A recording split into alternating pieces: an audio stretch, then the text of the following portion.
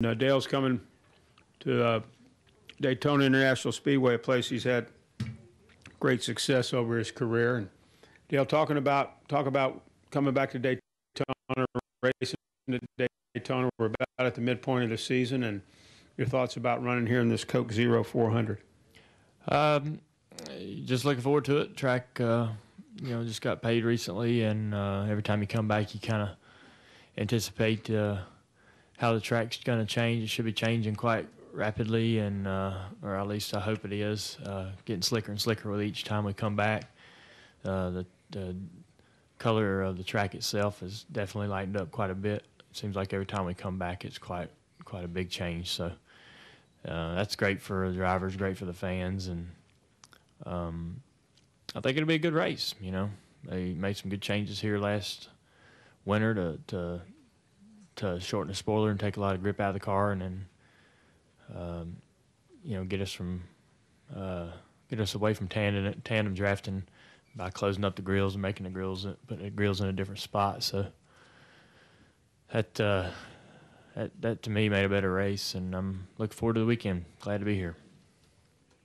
Okay, let's go. Ed Hinton has the first question. Go ahead, Ed. Ed Hinton, ESPN.com.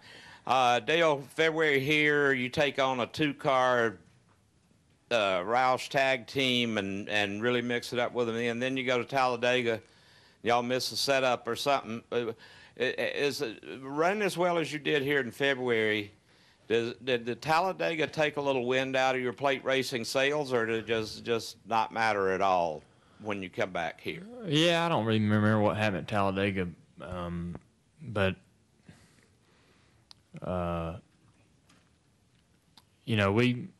I feel like with the team I'm with, I don't really worry too much about it. I feel like every time we're gonna come to Daytona and Talladega, it really comes down to the driver making the right choices and doing the right thing in the race. Our cars should be good enough to compete and good enough to compete up front, and they were in Daytona. I imagine the reason why I don't remember Talladega is because I probably didn't do something right.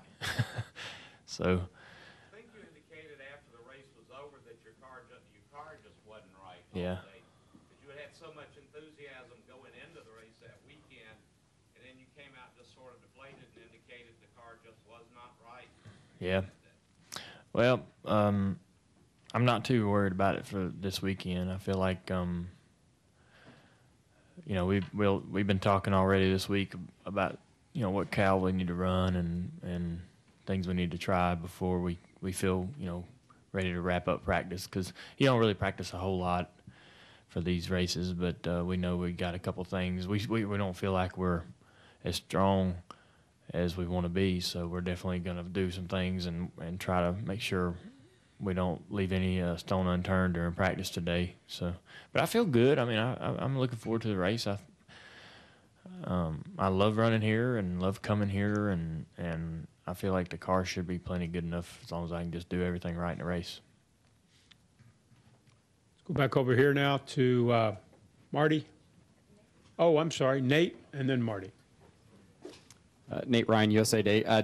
Dale, Danica Patrick ran really well here in this race a year ago. She ran well in speed weeks at times as well. How would you handicap her chances in your car tomorrow night? Do you feel like this is maybe her best chance at a victory in her first full season in Nationwide?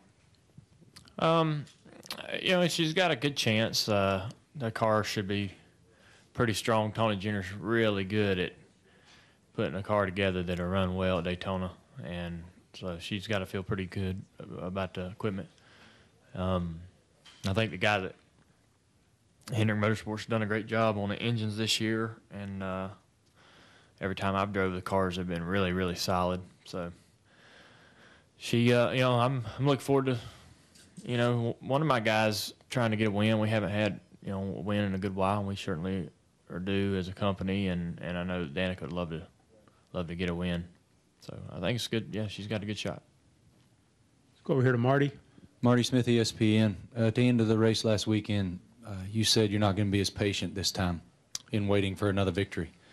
So that then made me wonder how victory felt to you this time around after a long drought, as opposed to how it felt when you were winning more? You know, when you're winning consistently, you feel like all 8 cylinders are hitting. I mean, you feel like that everything's working the way it's supposed to. You don't really, you feel like you're accomplishing what you're supposed to do. You're going out and doing the job that you get up in the morning to do, and it feels, you're celebrating, and there's a lot of great things happening, a lot of smiling and happy people, but you just feel like that things are what they are supposed to be. And when when you go 20 races and 30 races and then 50 and then 70 and then 100, you feel like there's, something not quite right, or what, there's a missing piece, or, there's a broken, cog in the wheel somewhere that's keeping you out of victory lane. And you get impatient. I mean, you want to get frustrated, and but you gotta, you can't do that, because you gotta keep a good attitude for the people around you. You can't get a real bad attitude and get childish about it, and because you're guys on your team, everybody's working as hard as they can work to go to the racetrack every week. Every team in the garage is just grinding away as hard as they can go. But I mean, just when you're winning, I remember back in, a couple of years in the Cup Series and then in the Nationwide Series, and when we was winning, in Nationwide Series we was winning quite a bit. But you just felt, back then it felt like it was all a dream. We was winning so much. I just didn't expect to win that many races in the first 2 years in that series, and then we came into the Cup and won. And then I got into the series after 4 or 5 years and had a couple of good years where we'd string a few together, and you just felt like you were the best team in the garage. You felt like everything was going like it's supposed to be. That's what you want to be when you show up. You're here every week. You think you're the best. You want to be the best, and when you're not winning, you wonder what piece is missing. Jeff? Zoned out. I'm Jeff Gluck from SBNation.com. Sorry, I was working on something else. Yep. I was wondering about last week, everybody was talking about the sway bars affecting you, and I know you had said that you didn't think that they were going to affect you, but other people were. I mean, Keselowski was saying it's going to be a major difference, and Harvick had mentioned you specifically. To get through that race, and it seemed like the Hendrick cars still performed pretty well. Do you feel like you answered some of those questions for yourself or others, and what did you make of the people speculating that was going to be something that knocked you down a few notches? Well, we felt pretty confident about our cars all year, and we've been running pretty good since the year started. So I didn't feel like that rule change to me was quite insignificant to every other variable on the car that we're that we're confident in. I think that in my personal opinion, it was a bit of a magnified view of one small part of a huge working machine that we have at our grasp. Our whole team, I feel like that Steve has not just that tiny piece of the car figured out. We've got a lot of other things going in the right direction that have helped us run good all year long. And one rule that gets changed that apparently only affects our cars just sounds crazy. I know that I think it credits us for being smart. It credits our company for being intelligent. But we aren't the only ones out there with rear sway bars, and we aren't the only ones out there that know how to use them. So Maybe those other guys are pretty smart for playing dumb, but the change wasn't going to make a big difference. We've been running good all year long, and I feel like that, we wouldn't miss a beat. I really didn't feel any concern over the rule change whatsoever, and I know it got a lot of guys excited that.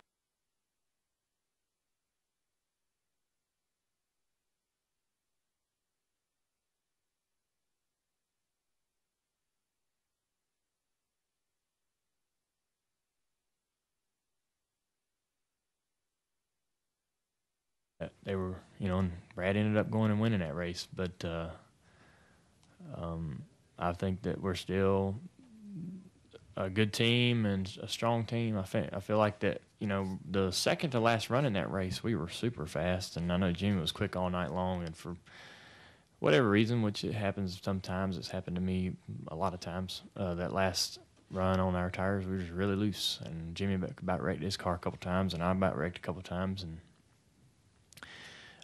but we ended up all running pretty well and finishing pretty well. So I felt like at the end of that, I felt like in the first practice and then in the second practice, we made our statement. I thought the race was an afterthought. I felt like just how the speed we had in the first two practices on Friday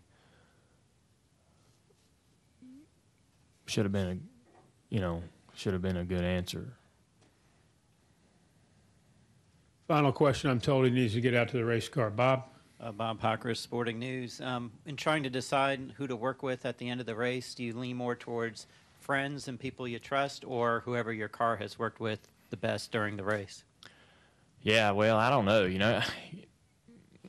A lot of times,